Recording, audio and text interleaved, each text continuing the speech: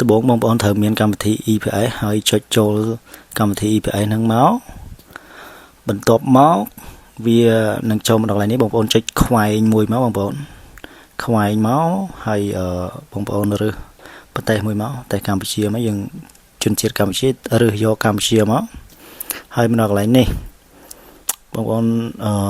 មើលទៅខាងលើឃើញត្រេ3បងប្អូនចុចត្រេ3ហ្នឹងមកនេះហើយមកដល់ចំណុចនេះបងប្អូនឃើញ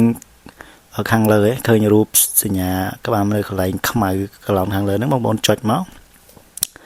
ចុចកន្លែងសញ្ញាខ្មៅហ្នឹងមកដល់កន្លែងនេះខាងលើគេឲ្យយើងដាក់ ID បងប្អូន ID ដែលយើងបង្កើតហើយយើងបង្កើត ID ហើយយើង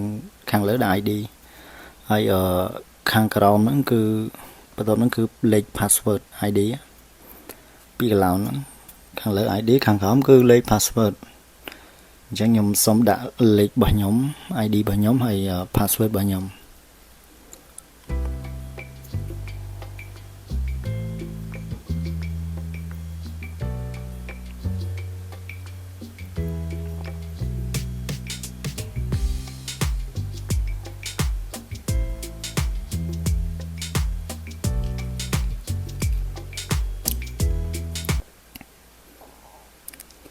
ហើយយើងចុចគ្រីសនឹងមកបងប្អូនគ្រីសទាំងពីរមកបងប្អូនព្រោះស្រួលថ្ងៃក្រោយយើងចូលទៅវា log in នៅខ្លួនឯងស្រាប់មិនពិបាកវាយ ID សាថ្មី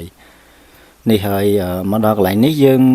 ឥឡូវគេអាប់ដេតថ្មីអញ្ចឹងកន្លែងឡៅហ្នឹងយើងដាក់ថ្ងៃខែឆ្នាំកំណើតយើងមកនៅកូរ៉េគេដាក់ឆ្នាំមុនបន្ទាប់មកបានដាក់ខែហើយបានដាក់ថ្ងៃបងប្អូន6ខ្ទង់ហ្នឹងមក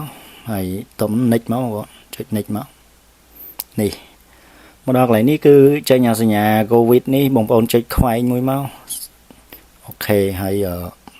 មកដល់បងប្អូនដល់កន្លែងនេះឃើញកន្លងពីរនេះដែរកន្លងពណ៌លឿងពណ៌ខៀវហ្នឹងអាហ្នឹងរយៈពេលស្នាក់នៅប្រទេសកូរ៉េយើងសុពលភាពស្នាក់នៅរបស់យើងអាហ្នឹងហើយបើលុយបំណាច់ឆ្នាំនៅខាងក្រោមបងប្អូនយើងអស់មកខាងក្រោមមកនេះយើងអស់មកខាងក្រោមយើងនឹងឃើញគេដាក់ថាចំនួនទឹកប្រាក់ដែលរំពឹងទុកទទួលបានអានឹងហើយជាលុយបំណាច់ឆ្នាំរបស់យើងបងប្អូនអូខេអរគុណច្រើនបងប្អូនមានតែប៉ុណ្្នឹងទេបងប្អូនជួយចុច Subscribe អ្នកមួយផងដើម្បីតាមដានបន្តទៀតអរគុណ